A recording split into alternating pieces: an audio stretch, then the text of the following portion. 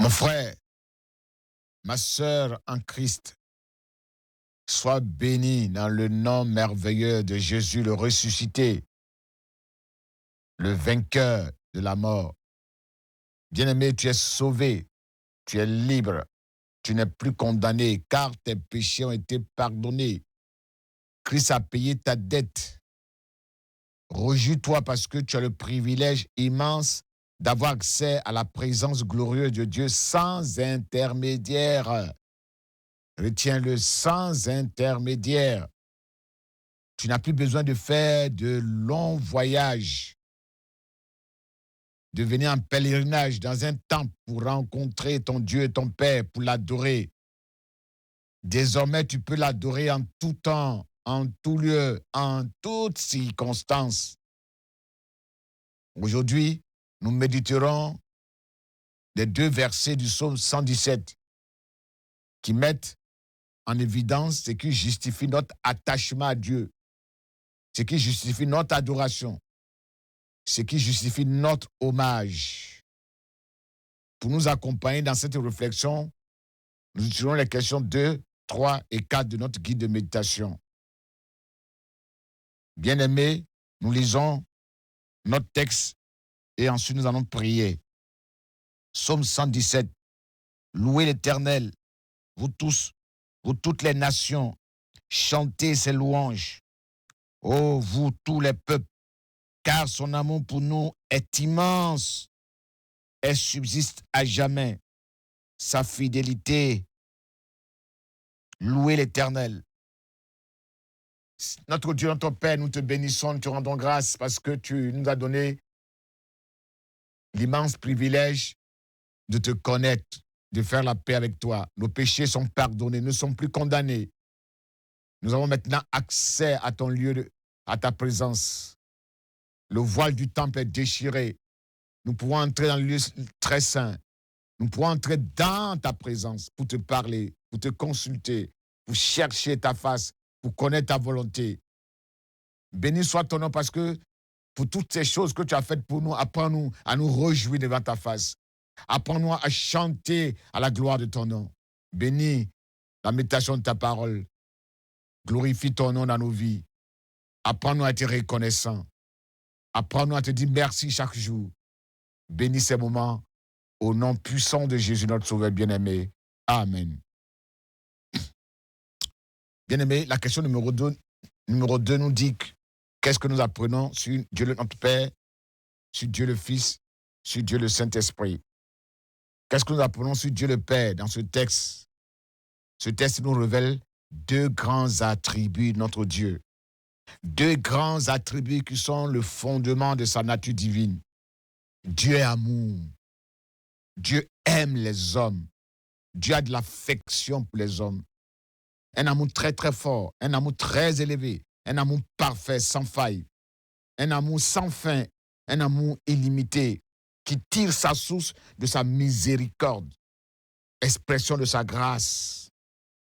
Jean dit que Dieu a tellement aimé ce monde.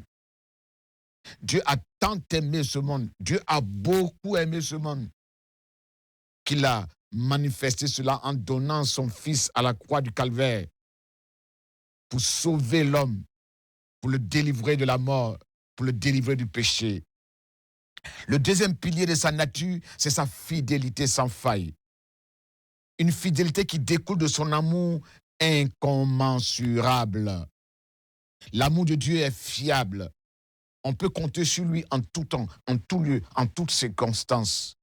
Cet attribut, ce caractère de Dieu, puise sa source de la nature même de Dieu, de son identité. Dieu ne peut pas mentir comme un homme parce qu'il n'est pas un homme.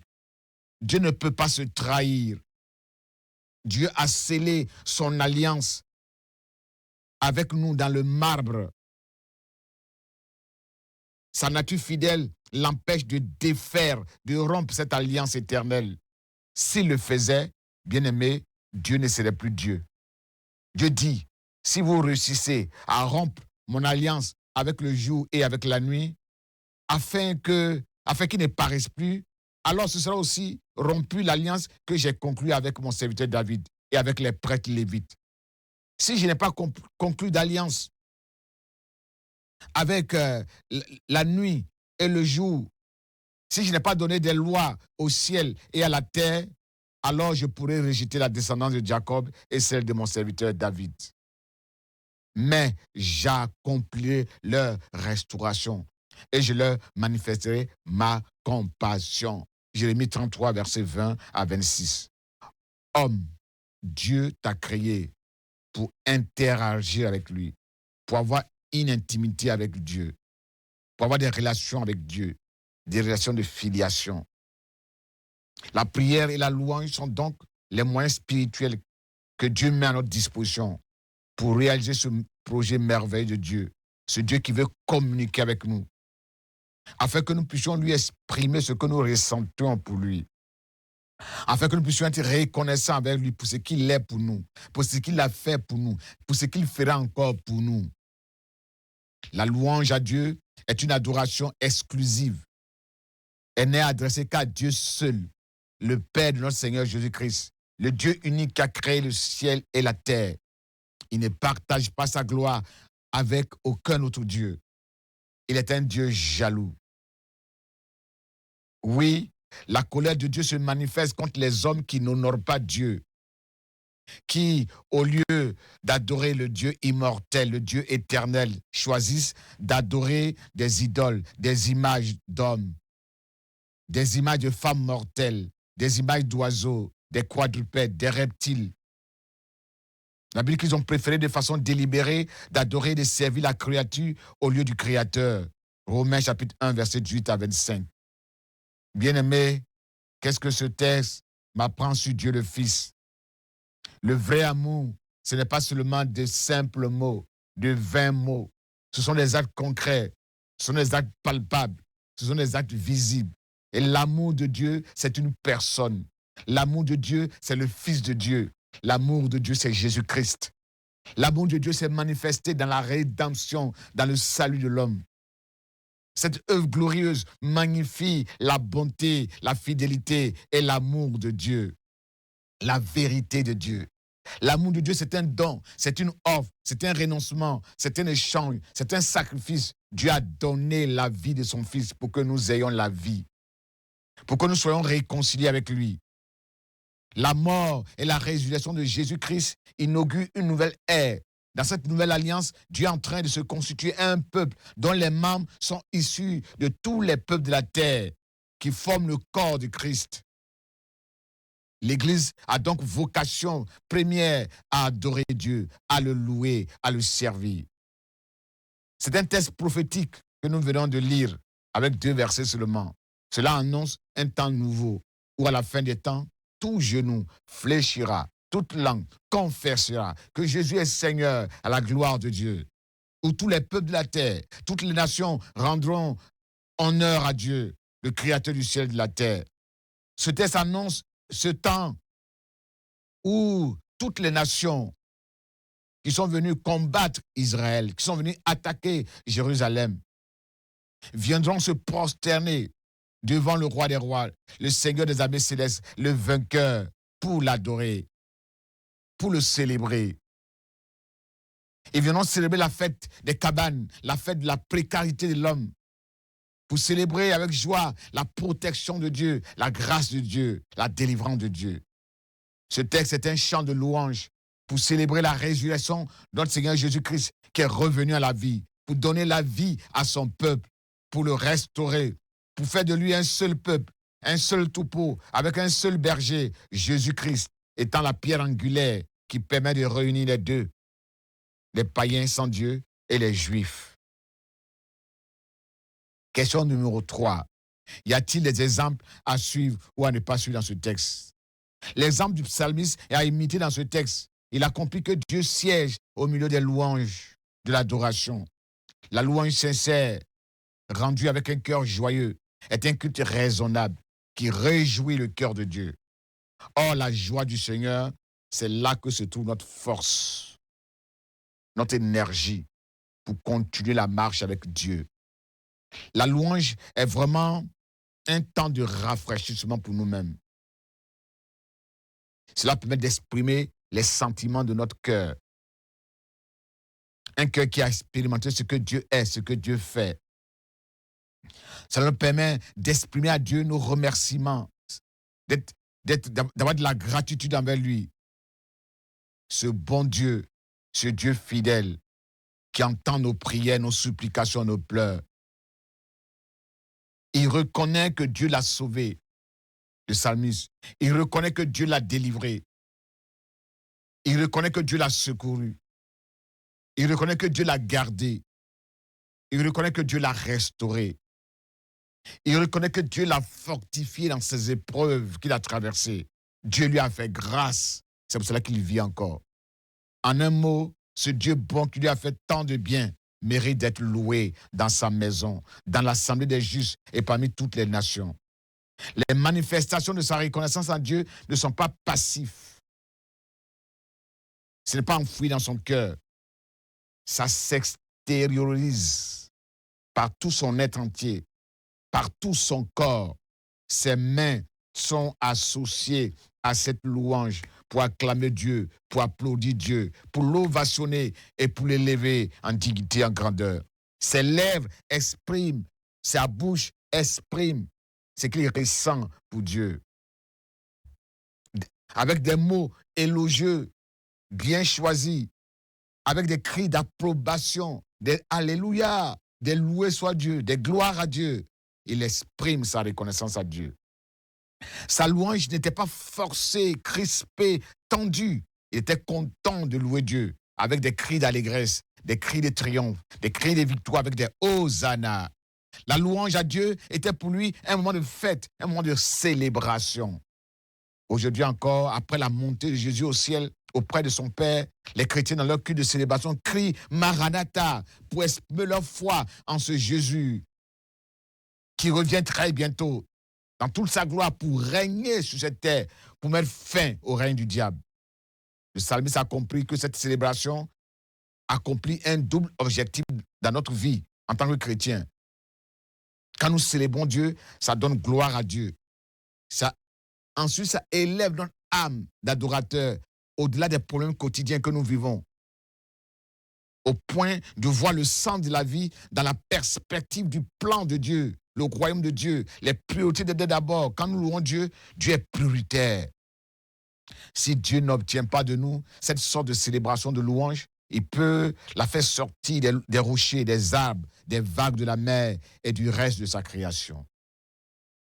Bien-aimés, est-ce que Dieu nous donne des ordres dans ce texte? Oui, Dieu nous donne des ordres dans ce texte au verset 1. Louer Dieu, chanter Dieu. Ces deux expressions nous révèlent une vérité fondamentale. C'est un impératif pour chacun de nous de louer Dieu, de le chanter.